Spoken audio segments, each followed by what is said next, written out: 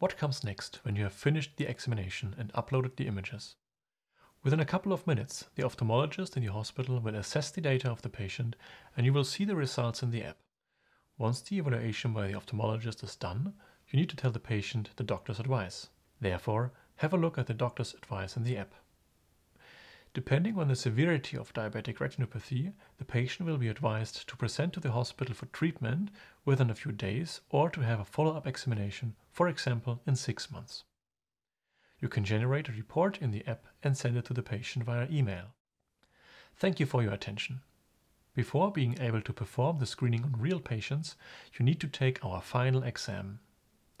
As this was a lot of information, please have a second look at the different modules before proceeding to the exam.